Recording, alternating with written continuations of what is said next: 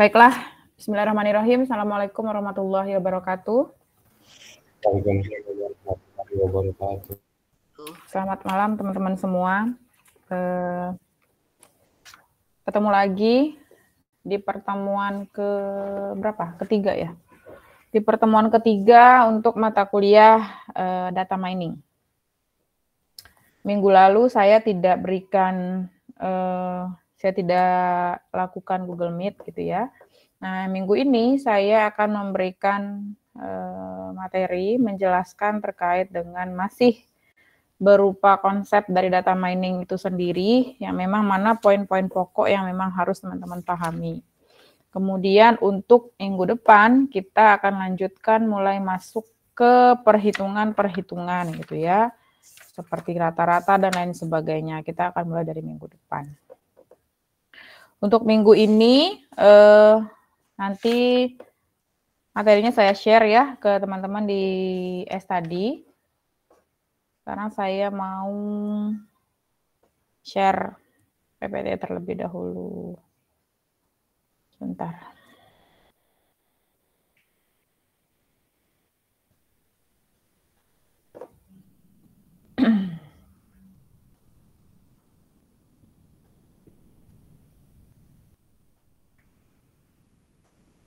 Sudah kelihatan? Sudah, Ibu. Sudah ya. Oke. Minggu pertama kemarin kita sebenarnya sudah mendiskusikan tentang apa sih yang teman-teman bayangkan gitu, atau apa sih yang teman-teman pahami tentang data mining. Kita flashback sedikit ke pertemuan pertama minggu lalu, minggu sebelumnya pertemuan pertama, bahwa data mining itu sebenarnya adalah proses penambangan data gitu ya, karena ada mining di sana berarti kita simpulkan secara sederhana dia adalah proses penambangan data dalam jumlah besar. Ya, dalam jumlah yang cukup besar untuk menghasilkan apa? Untuk menghasilkan sebuah pengetahuan. Nah, sekarang kita mau lihat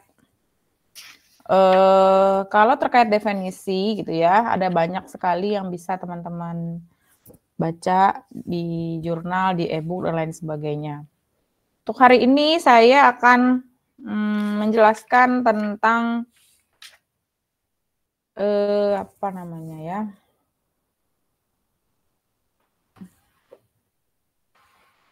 Sebentar, ini siapa lagi yang baru join ini? Oke.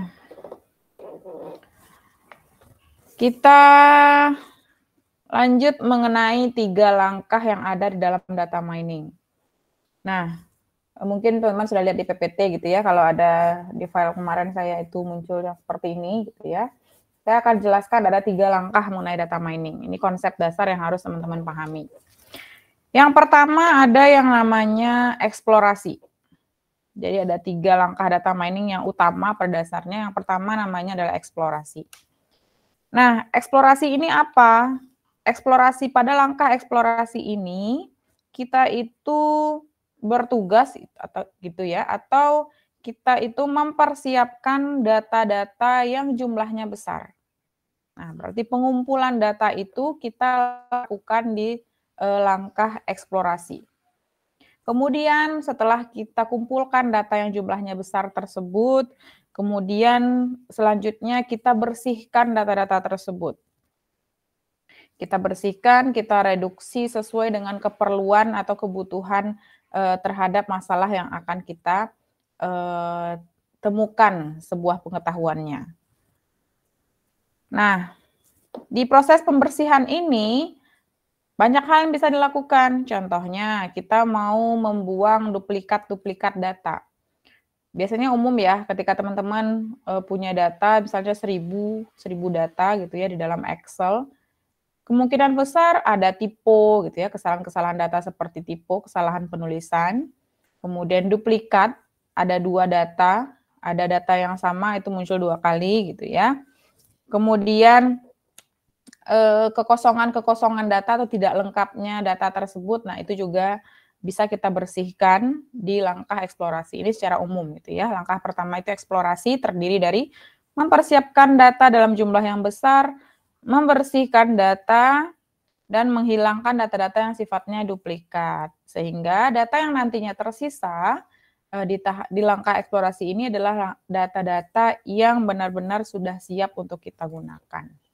Nah, itu langkah yang pertama, yaitu eksplorasi. Ini secara umum, gitu ya. Nah, ini yang tadi saya jelaskan. Kita perlu mempersiapkan data dalam jumlah yang besar, kemudian data yang jumlahnya besar itu kita bersihkan atau kita reduksi sesuai dengan keperluan atau kebutuhan kita.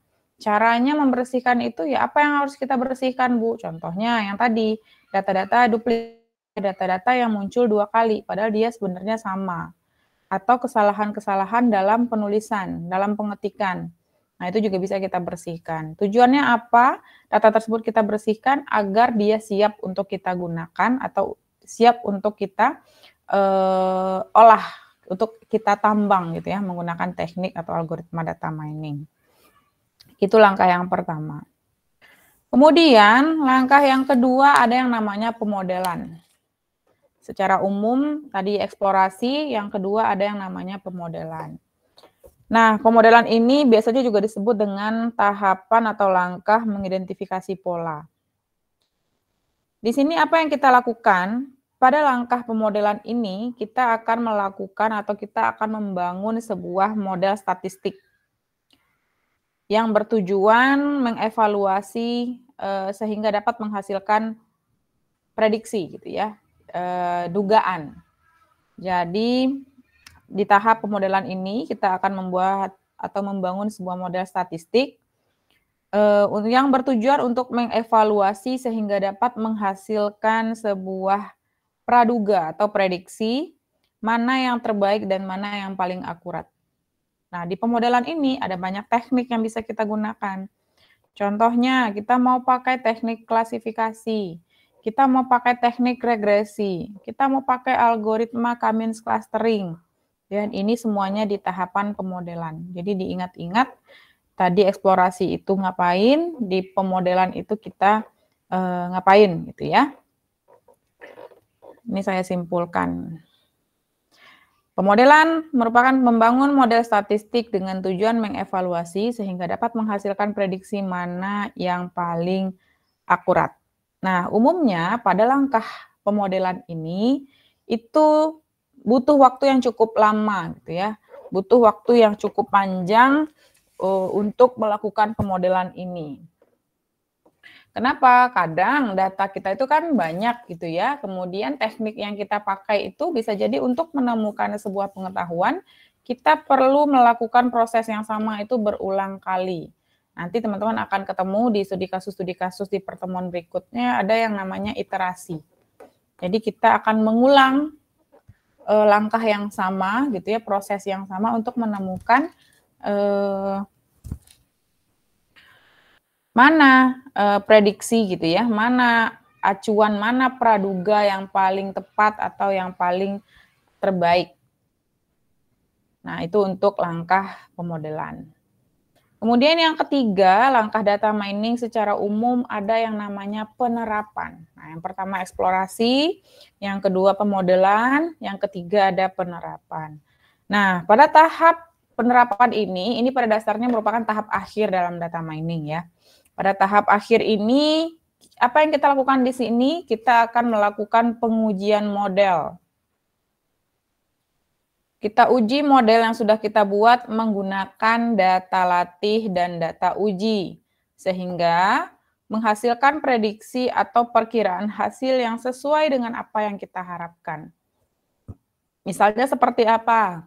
Misalnya, kita punya data memprediksi kredit lancar atau kredit macet di sebuah bank X misalnya.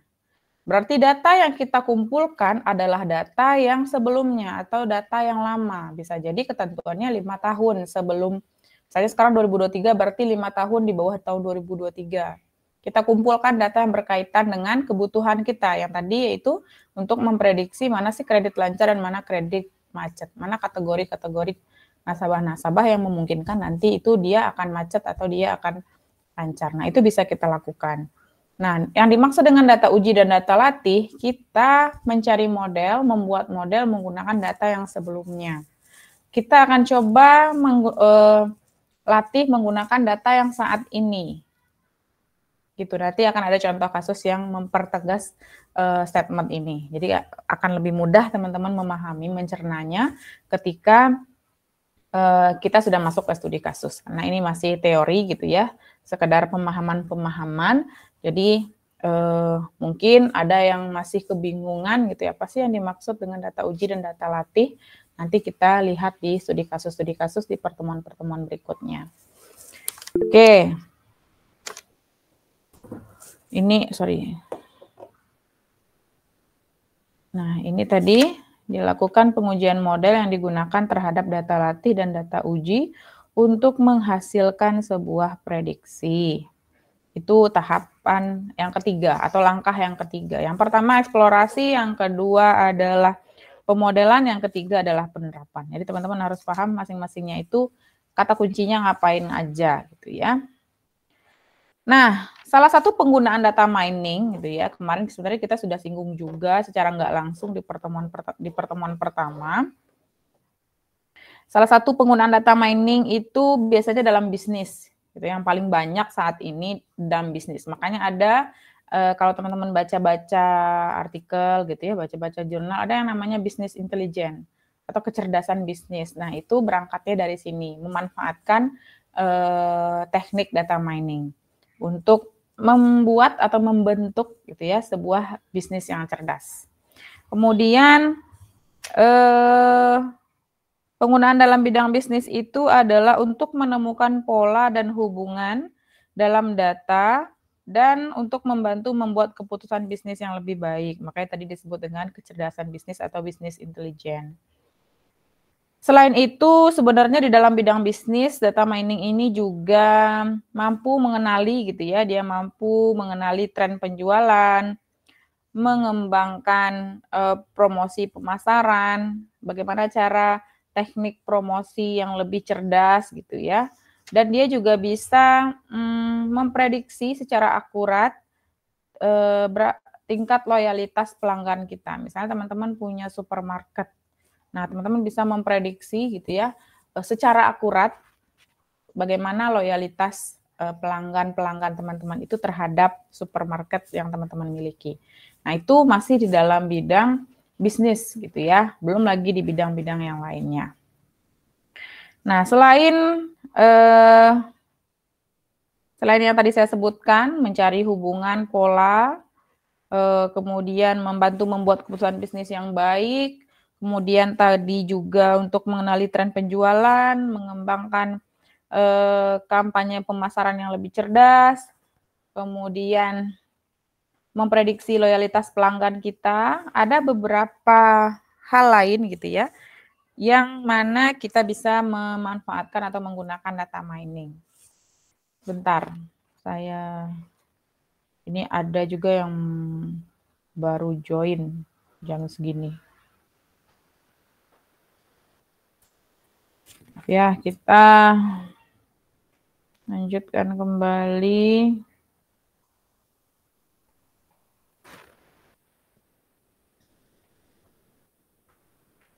Ini yang berikutnya adalah penggunaan data mining yang pertama dalam segmentasi pasar.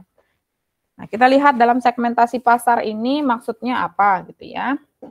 Di segmentasi pasar ini, data mining dapat melakukan identifikasi karakteristik secara umum dan pelanggan yang membeli produk sama dari suatu perusahaan. Kita bisa memanfaatkan data mining. Kemudian yang kedua ada yang namanya keinginan pelanggan. Penggunaan data mining untuk melihat keinginan pelanggan. Data mining ini juga bisa teman-teman manfaatkan untuk memprediksi pelanggan mana yang telah meninggalkan gitu ya. Atau bisa kita sebut tidak lagi berminat terhadap produk-produk perusahaan kita dan dia pergi ke produk-produk di perusahaan lain. Nah, kita bisa prediksi ini gitu ya. Bisa kita lihat, bisa kita analisa. Misalnya dulu teman-teman itu adalah perusahaan yang bergerak di bidang fashion misalnya gitu ya. Nah, Misalnya apakah fashionnya hijab, apakah apa gitu ya. Nah, teman-teman bisa melihat ternyata produk-produk teman-teman itu, misalnya teman-teman punya pelanggan lah, pelanggan tetap sudah 3 tahun gitu ya. Lalu tiba-tiba belakangan dia tidak lagi belanja gitu, padahal dia adalah orang yang sering belanja di tempat teman-teman. Nah, itu kita bisa analisa kemana dia nih. Ternyata dia pindah gitu ya, dia pindah ke produk lain di perusahaan yang lain. Penyebabnya apa? Bisa jadi mungkin produk yang teman-teman miliki sudah tidak menarik gitu ya, tidak sesuai dengan kondisi pasar. Nah, itu kita bisa melakukan prediksi terhadap keinginan-keinginan pelanggan. Kemudian yang berikutnya ada yang namanya pemasaran langsung. Penggunaan untuk pemasaran langsung. Biasanya ini berupa identifikasi prospek mana yang harus kita masukkan ke dalam list untuk mendapatkan tingkat respon tertinggi.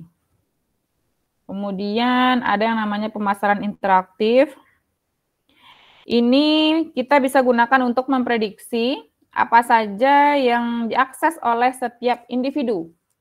Seperti apa saja yang diakses oleh setiap individu dari website yang Anda miliki. Ya, misal teman-teman punya website yang berkaitan dengan bisnis gitu ya, atau website yang berkaitan dengan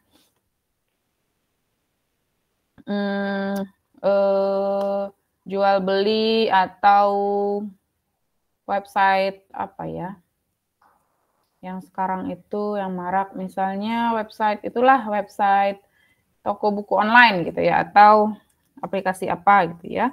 Nah, teman-teman bisa memprediksi apa saja nih yang diakses oleh masing-masing user yang masuk ke dalam website teman-teman tersebut.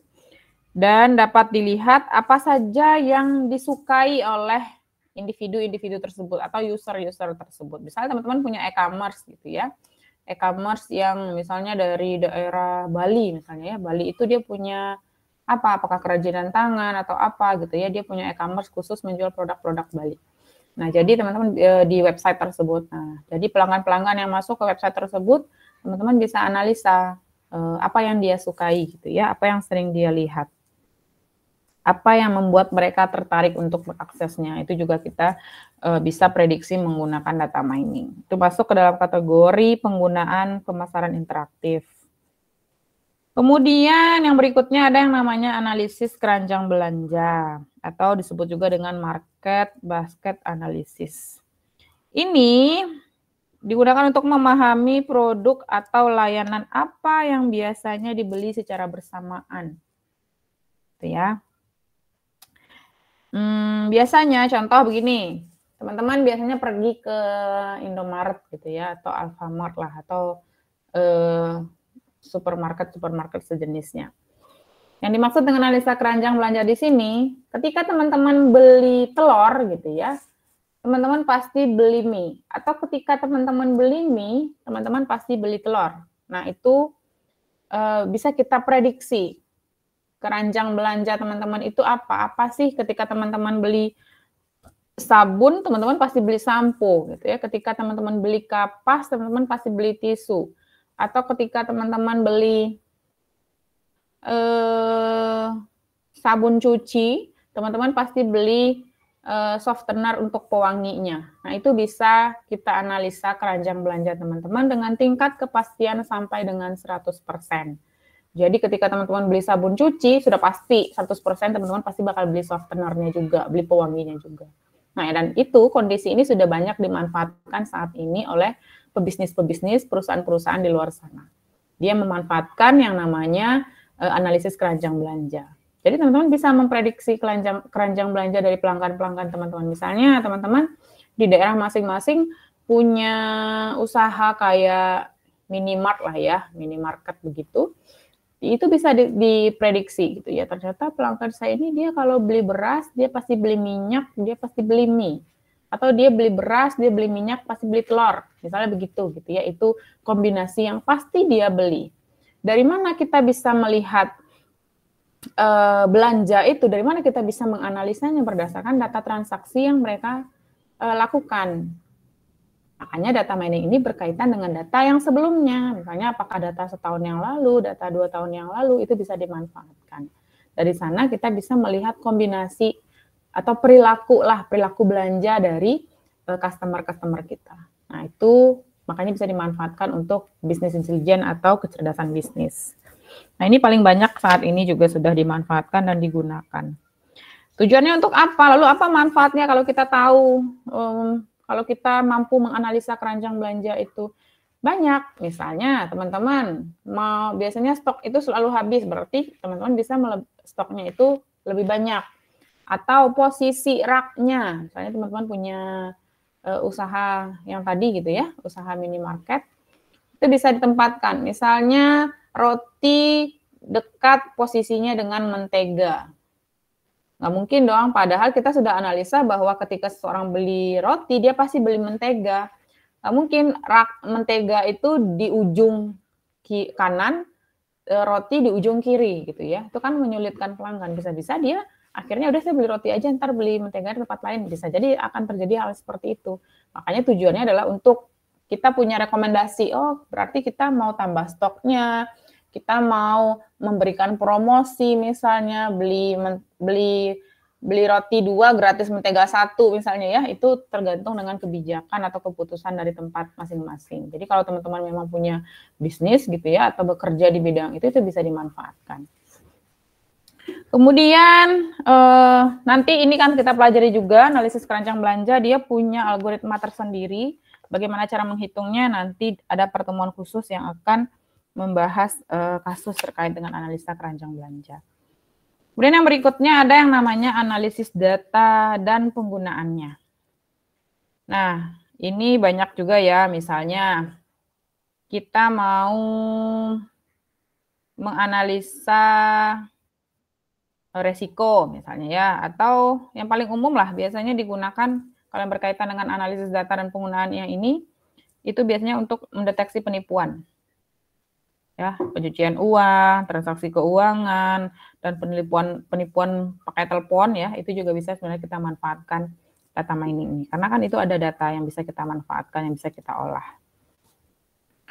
Nah, itu beberapa penggunaan data mining gitu ya, yang bisa kita terapkan, yang bisa kita gunakan. Nah, nanti masing-masing ini akan tersebar di beberapa teknik data mining. Apakah dia masuk teknik clustering, apakah dia masuk teknik klasifikasi, apakah dia masuk teknik association rule atau analisa keranjang belanja, nanti kita lihat.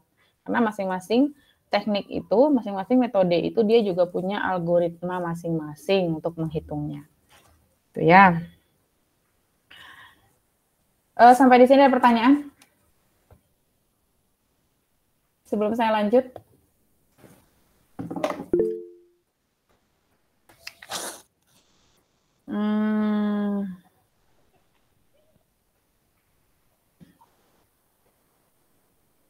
Siapa duluan nih tadi nih?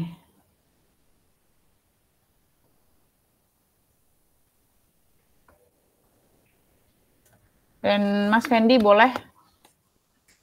Baik Bu, terima kasih atas waktunya.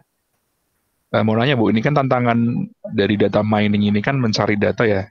Karena saya pernah coba analisa data, karena saya kerja di perusahaan yang bagian pendidikan. Jadi saya membandingkan 3 pengguna di 3 platform. Di Ruang Guru, satunya di apa itu namanya Zenius, satunya lagi di Kuiper. Tetapi datanya itu sangat sulit didapat karena masing-masing perusahaan itu nggak mau buka data, Bu. Kira-kira ada tips nggak kira-kira kalau kita pengen dapat data dari perusahaan yang tertutup seperti itu, apakah bisa dari jalan lain gitu? Terima kasih. Baik, terima kasih atas pertanyaannya. Oke, itu tantangan ya, benar yang tadi disampaikan oleh Mas Fendi bahwa tantangan utama ketika melakukan penelitian gitu ya, melakukan analisa yang berkaitan dengan data ini, karena tadi data jumlahnya besar gitu ya, pasti kita butuh suatu tempat gitu ya, suatu perusahaan yang memang dia punya data yang cukup besar dan cukup menarik untuk kita analisis.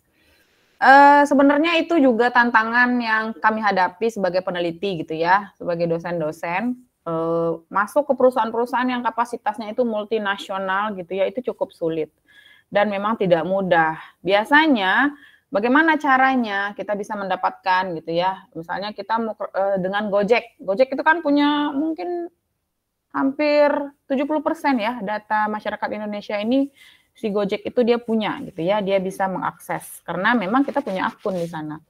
Kalau pengetahuan saya gitu ya, kalau secara mandiri itu memang sedikit sulit untuk kita masuk ke ranah mereka. Tapi umumnya akan lebih mudah ketika kita bersama tim. Misalnya, contoh di ITB-AD itu sendiri gitu ya, di kampus kita, umumnya menjalin kerjasama. Kemarin Ahmad Dahlan, ITB Ahmad Dahlan ini sedang bekerja sama atau sudah melakukan perjanjian kerjasama dengan Transjakarta, PT Transjakarta.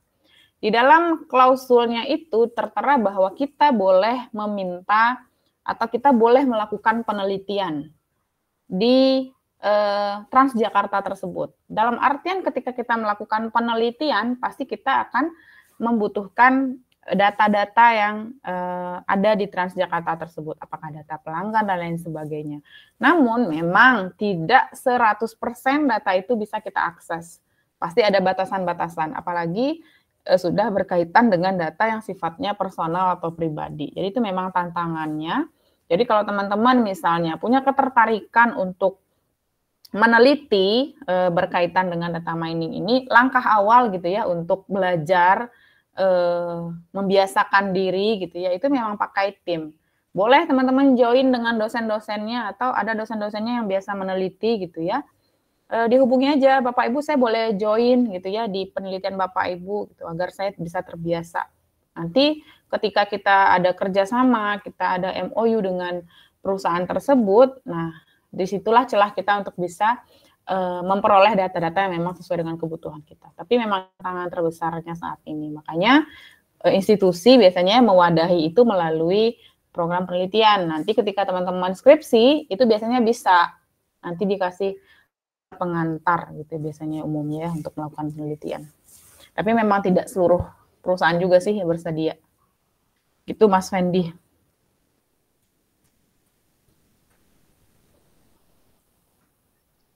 Maksudnya itu hanya satu jalan itu Bu ya, kita nggak bisa yang maksudnya cari dari pintu belakang itu nggak ada kemungkinan bisa Bu ya maksudnya.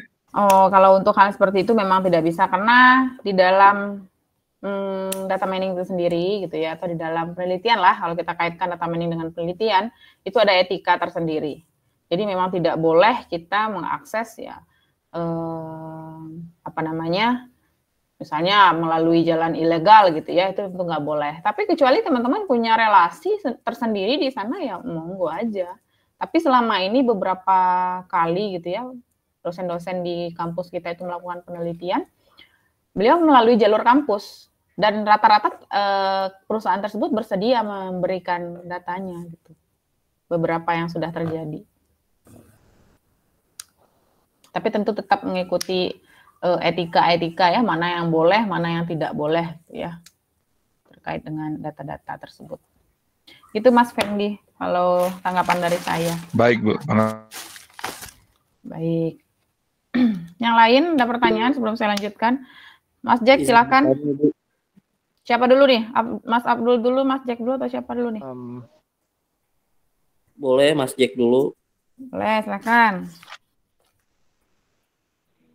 Makasih Bu, makasih Bang Abdul.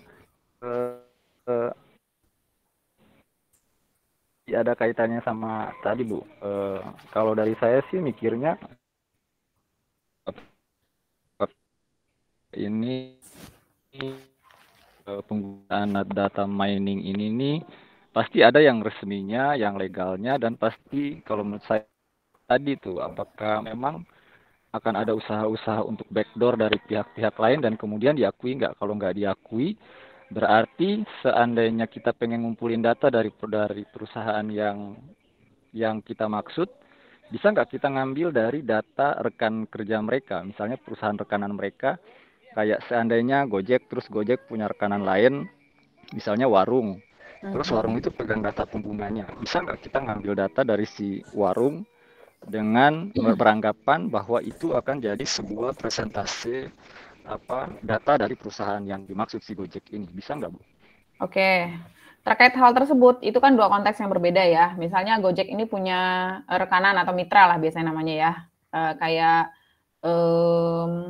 toko-toko gitu ya, tempat-tempat restoran-restoran yang memang menjadi mitra dia, itu sah-sah saja jika memang itu teman-teman orientasinya adalah si mitra tersebut. Misalnya mau menganalisa berapa persentase jualan si restoran ini pakai Gojek berapa, yang non Gojek berapa, gitu. Itu boleh-boleh aja, sah-sah saja untuk dilakukan.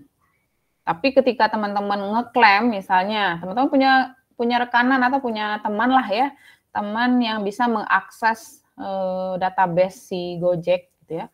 Lalu teman-teman buat sebuah penelitian yang berkaitan dengan dan mencantumkan gitu ya nama Gojek itu sendiri, dan itu teman-teman dampaknya cukup buruk, yaitu bisa dituntut gitu ya.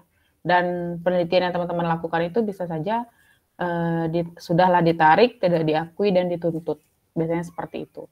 Tapi kalau berkaitan dengan rekanan, dengan mitra-mitranya dia, boleh-boleh aja. Misalnya di daerah mana? Misalnya kita bicaralah daerah Jawa Barat gitu ya, lebih kecil lagi misalnya Bandung. Kita bicara Bandung, di Bandung itu ada berapa UMKM yang bekerja sama dengan Gojek. Saya mau ngambil data-data dari UMKM tersebut, boleh seperti itu? Boleh aja seperti itu. Tapi yang untuk mengakses benar-benar data dari Gojek itu gitu ya, melalui rekannya yang kerja di sana, itu nggak boleh. Nah, dampaknya cukup jauh gitu ya, kalau kita bicara dampak yang cukup jauh ke depan. Gitu Mas Jack. Baik Bu, makasih Bu. Itulah yang saya pikirkan dari awal soal sebenarnya kaitannya sama regulasi atau undang-undang ITE-nya, karena selama ini sih betul. saya pikir undang-undang ITE-nya tuh kayaknya belum Benar. tersebar luas gitulah. Kita Betul. masyarakat awam tuh nggak tahu batasannya mana. Ya, betul sekali. Ya betul, Bu, itu betul. aja Bu. Makasih Bu. Ya, sama-sama. Silakan Mas Abdul. Iya, Ibu. Ini pertanyaannya orang awam sih Bu ya. Artinya di sini kan tadi sudah menjelaskan tentang data mining. Nah, sebenarnya untuk mengaplikasikan data mining ini apakah ada tools-nya Ibu ya, semacam kayak software-nya atau aplikasinya gitu? Atau memang bisa dikerjakan secara manual juga? Artinya memang dari tim data analisis mungkin yang mengerjakan secara manual atau seperti apa Ibu? Oke, baik. Terima kasih pertanyaannya. Terkait apakah ada software gitu ya, apakah ada aplikasi atau bagaimana bentuknya gitu ya. Jawabannya ada.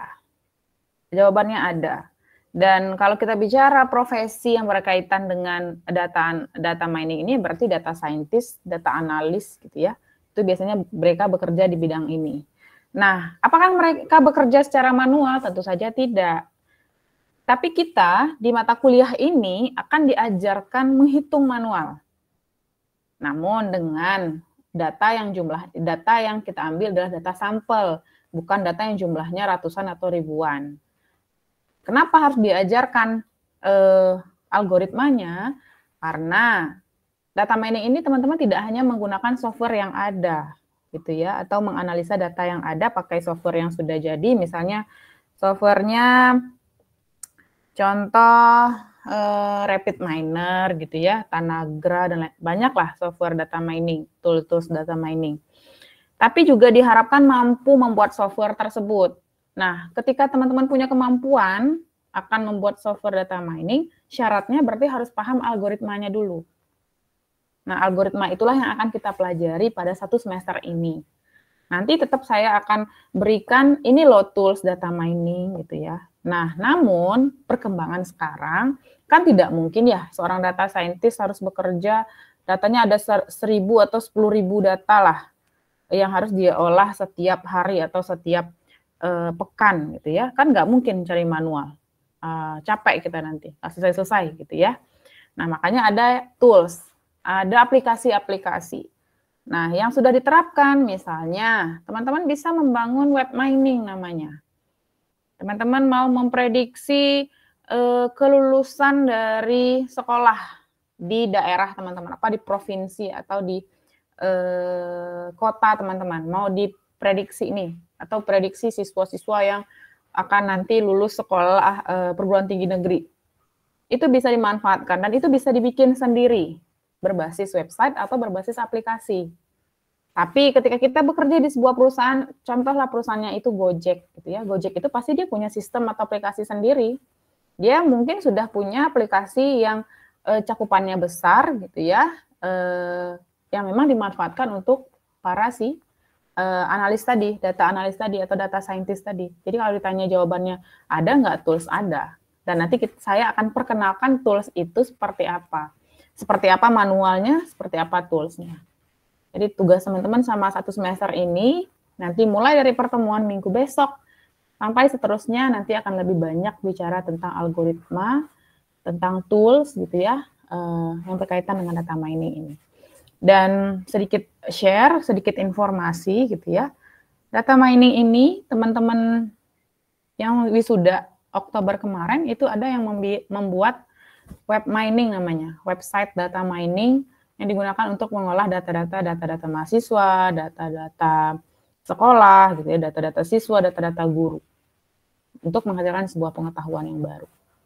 Teman-teman juga bisa membuat yang seperti itu, tapi dengan syarat harus belajar dulu algoritmanya. Makanya kita pelajari dulu nih algoritmanya sekarang. Jadi tidak murni saya ajarkan tools. Kalau tools mah itu sama berarti dengan statistika. Statistika juga pakai tools, pakai SPSS biasanya, atau pakai Excel. Nah, bagi sebagian orang menganggap Excel itu sudah canggih gitu ya, sudah bisa menganalisa data, dia sudah bisa memberikan kita informasi-informasi, tapi lebih canggih lagi kalau kita pakai aplikasi data mining, lebih mudah lagi. 1 juta atau 110 juta data lah itu bisa diakses dalam beberapa jam saja gitu ya. Kita bisa menemukan sebuah pola atau pengetahuan dalam waktu yang cepat. Gitu Mas Abdul. Baik Bu, terima kasih. Baik. Oke, saya lanjut dulu ya. Nanti kalau memang ada pertanyaan lagi silahkan.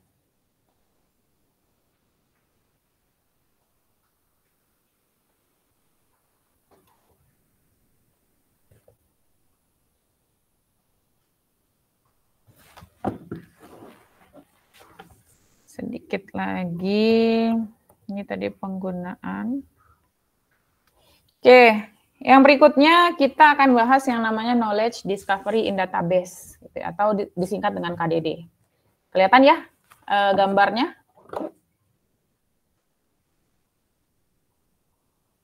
Kelihatan apa tidak? Kelihatan, Bu. Maaf Bu, nggak bergerak di tempat saya. Yang lain? Tidak Bu, belum, baru masih di slide penggunaan data mining. Loadingnya agak sedikit lama ya.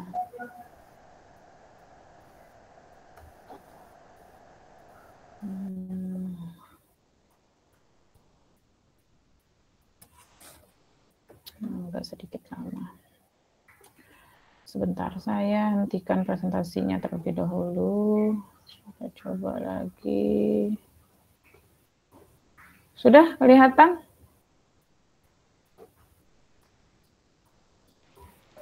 Sudah Bu.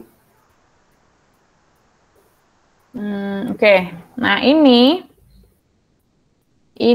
disebut dengan Knowledge Discovery in Database atau kita singkat dengan KDD. KDD ini sering orang salah kaprah gitu ya, salah persepsi bahwa KDD ini sama dengan data mining. Padahal kalau kita lihat dari gambar ini gitu ya, dari tahapan yang di PPT ini, teman-teman bisa lihat bahwa KDD itu tidak sama dengan data mining. Yang betul adalah data mining merupakan bagian dari KDD itu sendiri. Nah, si KDD ini, ciri khas dari KDD itu adalah dibagi menjadi beberapa tahapan sesuai dengan kondisi atau kesepakatan kita. Kemudian, nah ini secara di beberapa literatur ya, ada yang dimulai dari selection gitu ya, ada juga yang dimulai dari data warehouse. Nah kalau di gambar ini kan kita mulai dari data warehouse lalu berbarengan dengan selection. Jadi beberapa peneliti-peneliti terkemuka menyepakati gitu ya, ini kita sebut dengan knowledge discovery in database. Nah, kita coba lihat satu persatu gitu ya, proses yang ada di KDD itu sendiri. Kita mulai dari proses data warehouse sampai dengan nanti menemukan sebuah pengetahuan. Sebenarnya ini sudah dijelaskan di pertemuan awal. Kita bicara data mining, berarti kita bicara knowledge atau pengetahuan. Di sini data warehouse, berarti tadi di awal kita bicara eksplorasi. Nah, di sini prosesnya. Dari data warehouse, berarti dari gudang data yang jumlahnya banyak, kita cari data di sini, kita pilih datanya, kita tentukan target data kita itu yang mana. Misalnya data warehouse ini ada 1000 data. Kita pilih target datanya adalah 500 data. Dari 500 tersebut kita lakukan yang tadi namanya pembersihan. Membersihkan, membuang yang duplikat, menghapus dan lain sebagainya. Itu di proses ini. Pre-processing namanya. Kemudian di tahapan pre-processing, tadi 500 asumsi ya. Ternyata setelah kita bersihkan, yang layak untuk digunakan hanya 300. Berarti 300 itulah yang sudah bisa kita proses gitu ya, menggunakan teknik data mining. Kemudian di sini ada yang namanya transformasi. Di tahapan ini sifatnya pilihan gitu ya. Jadi kalau memang membutuhkan proses transformasi, makanya kita akan lakukan langkah ini. Jika tidak, kita bisa lanjut ke tahap data mining atau tekniknya, metode dan algoritmanya. Transformasi ini biasanya umum dilakukan untuk ketika data tersebut masih dalam bentuk kategori atau huruf gitu ya. Sedangkan kita butuh dalam bentuk angka. Nah, itu bisa ditransformasi. Tentu sesuai dengan bentuk data kita itu seperti apa, lalu target data kita itu nanti seperti apa, gitu ya. Kemudian transformasi, setelah kita transformasi, kita rubah, kita inisialisasi dan lain sebagainya, kita lanjut ke tahap berikutnya namanya tahap data mining. Di tahap data mining ini ada beberapa proses, ada beberapa teknik. Seperti yang tadi saya jelaskan, salah satu contohnya adalah analisa keranjang belanja. Nah, kita analisa di sini pakai teknik analisa keranjang belanja menggunakan algoritma a priori misalnya gitu ya.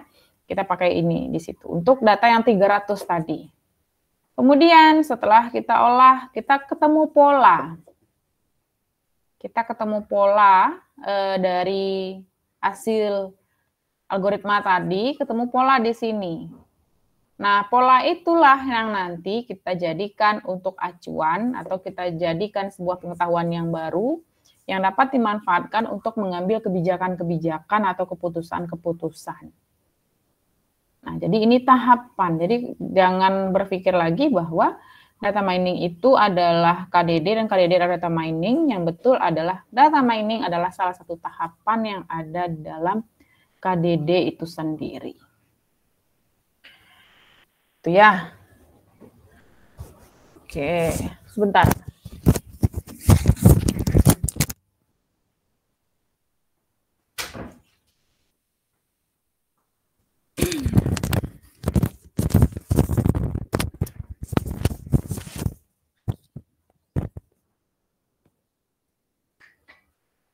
Kemudian yang berikutnya adalah strategi data mining. Strategi data mining ini ada dua jenisnya, ada strategi prediktif gitu ya, ada strategi deskriptif. Nah, kita lihat strategi prediktif ini seperti apa sih gitu ya. Strategi prediktif ini tujuannya adalah untuk memprediksi hasil pada masa mendatang. Jadi dia bertujuan untuk memprediksi hasil pada masa yang akan datang, bukan berdasarkan perilaku yang ada saat ini. Kemudian, yang kedua ada yang namanya strategi deskriptif. Strategi deskriptif ini digunakan untuk menghasilkan korelasi, tabulasi silang, frekuensi, dan lain sebagainya. Kita lihat slide berikutnya. Di slide berikutnya ada beberapa metode gitu ya. Yang mana sih yang masuk metode prediktif, mana yang masuk metode deskriptif. Oke. Ini ada dua di sini, sebelah kiri prediktif, sebelah kanan deskriptif. Yang masuk ke dalam strategi prediktif itu teknik yang pertama ada classification. Kemudian yang kedua ada yang namanya regression. Yang ketiga time series analysis. Lalu yang ketiga ada prediction. Kemudian yang masuk ke dalam kategori deskriptif itu ada yang namanya clustering, summarization, association rule, dan characterization. Namun yang akan kita pelajari itu tidak seluruhnya. Kita untuk prediktif, kita cukup pelajari ini saja. Classification dan regression. Untuk deskriptif kita pelajari clustering, lalu association rule. Kenapa? Karena untuk klasifikasi ini saja terdapat 3-4 algoritma yang bisa kita gunakan. Untuk regresi ada 2 jenis, sederhana dan berganda. Kalau klasifikasi ada 3-4 algoritma yang akan kita gunakan. Untuk clustering juga sama, ini juga ada 2-3 algoritma untuk menyelesaikan kasus clustering. Kemudian untuk association rule juga ada kurang lebih 2 algoritma yang bisa kita manfaatkan. Kenapa ini? Karena ini yang paling umum digunakan. Makanya ini yang saya akan jelaskan selama 1 semester ini. Untuk prediktif ada classification dan regression. Untuk deskriptif ada clustering dan association rule. Itu yang akan 1 semester ini kita bahas. Dari pertemuan minggu depan, kita mulai minggu depan sampai dengan nanti pertemuan 15. Ya, jadi teman-teman nanti akan kita mulai dari pertemuan minggu depan itu akan lebih banyak mulai perhitungan-perhitungan menggunakan algoritma-algoritma yang ada. Begitu. Jadi minggu depan saya tidak terlalu banyak lagi membahas mengenai teori gitu ya, tapi akan lebih banyak membahas tentang studi kasus. Jadi kan lebih banyaknya nanti hitungan-hitungan dan lain sebagainya. Jadi mohon untuk kalau terkait teori silakan dibaca-baca, ada banyak sekali jurnal-jurnal yang membahas tentang data mining ya. Tidak terhingga juga sebenarnya jumlahnya, buku-bukunya juga banyak, silakan untuk dibaca dan dipelajari. Tapi yang tadi saya sampaikan hari ini itu sebetulnya adalah secara garis besar gitu ya, mana yang harus poin-poin utama yang harus teman-teman pahami dan mana yang akan berkaitan dengan pembelajaran kita selama 1 semester ini. Oke, sampai di sana ada pertanyaan? Waktunya tinggal 7 menit lagi kalau di Google Meet saya.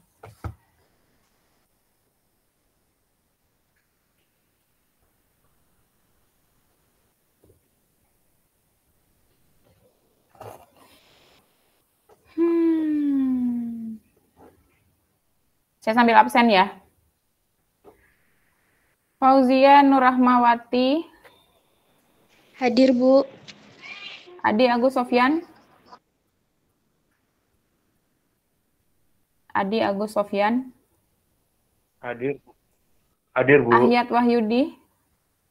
Hadir, Bu. Eko Subianto. Hadir, Bu. Jack.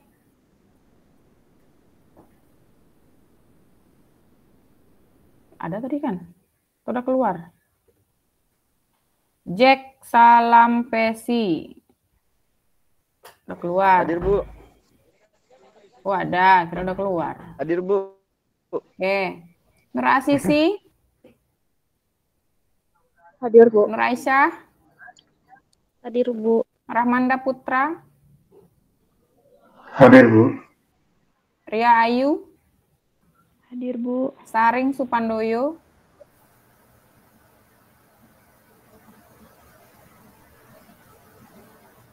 Saring Supandoyo. Mayang Nur Safitri. Hadir, Bu. Muhammad Rahul. Hadir, Bu. Afda. Hadir, Bu. Arif Aditya. Hadir, Bu. Kris Rahardian, Hadir, Bu. Husnul Mustain, Fatul Hayatul, Hadir, Bu. Fendi Rohmawan, Hadir, Bu. Ibnu Sarob, Hadir, Bu. Muhammad Pramudia, Hadir, Bu. Dalilah Nabilah, Dalilah, nggak ada Dalilah. Fadli Hamdani, Nonoy Ahniar, Hadir, Bu. Yudi Hendrawan, Ya, saya Bu hadir. Aris Wimardin, Endang Mulyana, Hadir, Bu. Hadir. Hudan Ibnul Iman. Hudan Ibnul Iman, Muhammad Abdul Aziz. Hadir, Bu. Oke. Sampai ketemu minggu depan, dan mohon minggu depan kita mungkin sudah mulai hitung-hitungan, jadi mohon dipersiapkan apakah catatan dan lain sebagainya, karena mungkin agak kesulitan kalau dijelaskan di PPT gitu ya, jadi mohon untuk dipahami dengan baik, nanti minggu depan dipersiapkan. Ya, apakah perlu catatan dan sebagainya. Oh ya, Mas Fadli. Oke, baik, saya pikir cukup itu saja untuk hari ini, sampai ketemu minggu depan. Dan mohon jika memang perlu catatan dan lain sebagainya mohon dipersiapkan untuk minggu depan gitu ya, karena di PPT kan saya cuma berikan gambaran secara umum saja. Nanti ketika di Google Meet baru dijelaskan secara rinci. Oke, baik, terima kasih untuk waktu dan kesempatannya. Sampai ketemu minggu depan. Semoga teman-teman semua sehat selalu. Mohon maaf jika ada kesalahan perkataan dan perbuatan. Kita tutup hari ini dengan baca Alhamdulillahirrabbilalamin. Assalamualaikum warahmatullahi wabarakatuh. Waalaikumsalam warahmatullahi wabarakatuh. Terima kasih, sama-sama.